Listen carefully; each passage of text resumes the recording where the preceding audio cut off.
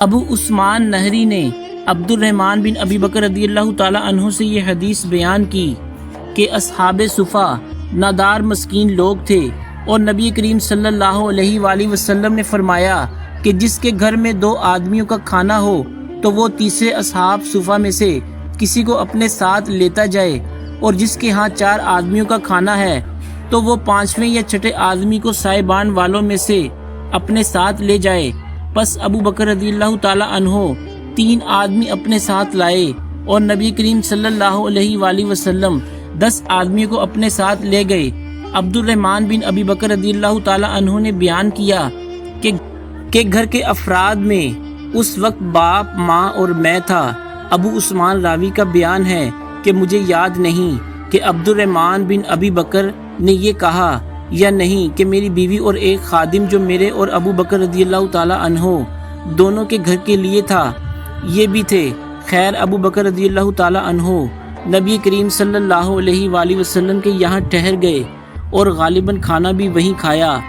صورت یہ ہوئی کہ نماز عشاء تک وہیں رہے، پھر مسجد سے نبی کریم صلی اللہ علیہ وآلہ وسلم کے حجرہ مبارک میں آئے اور وہیں ٹھہرے تاکہ نبی کریم صلی اللہ علیہ وآلہ وسلم نے بھی کھانا کھا لیا، اور رات کا ایک حصہ گزر جانے کے بعد جب اللہ تعالیٰ نے چاہا تو آپ گھر تشریف لائے۔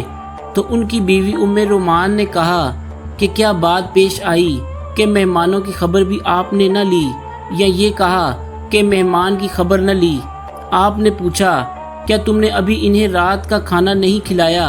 ام رومان نے کہا کہ میں کیا کروں، آپ کے آنے تک انہوں نے کھانے سے انکار کیا۔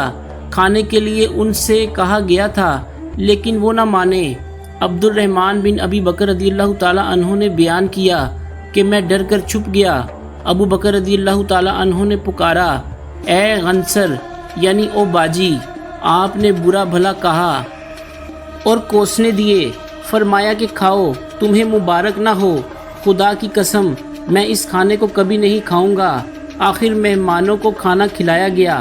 عبد الرحمن رضی اللہ تعالیٰ عنہ نے کہا، خدا گواہ ہے کہ ہم ادھر ایک لقمہ لیتے تھے اور نیچے سے پہلے سے بھی زیادہ کھانا ہو جاتا تھا۔ بیان کیا کہ سب لوگ شکم سیر ہو گئے اور کھانا پہلے سے بھی زیادہ بچ گیا۔ ابو بکر رضی اللہ تعالیٰ عنہ نے دیکھا تو کھانا پہلے ہی اتنا یا اس سے بھی زیادہ تھا۔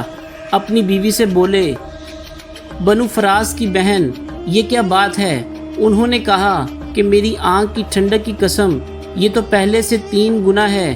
پھر ابو بکر رضی اللہ تعالیٰ عنہ نے بھی وہ کھانا کھایا اور کہا کہ میرا قسم کھانا ایک شیطانی وسوسہ تھا۔ پھر ایک لقمہ اس میں سے کھایا اور نبی کریم صلی اللہ علیہ وآلہ وسلم کی خدمت میں بقیہ کھانا لے گئے اور آپ کی خدمت میں حاضر ہوئے۔ وہ صبح تک آپ کے پاس رکھا رہا۔ عبد الرحمن نے کہا کہ ہم مسلمانوں کا ایک دوسرے قبیلے کے لوگوں سے معاہدہ تھا اور معاہدہ کی مدت پوری ہو چکی تھی۔ اس قبیلہ کا وفد معاہدہ سے متعلق بات چیت کرنے مدینہ میں آیا ہوا تھا۔ ہم نے ان میں سے 12 آدمی جدا کیے، اور ہر ایک کے ساتھ کتنے آدمی تھے اللہ کو ہی معلوم ہے۔ ان سب نے اس میں سے کھایا۔ عبد الرحمن رضی اللہ تعالیٰ عنہ نے کچھ ایسا ہی کہا۔ صحیح بخاری حدیث نمبر 602۔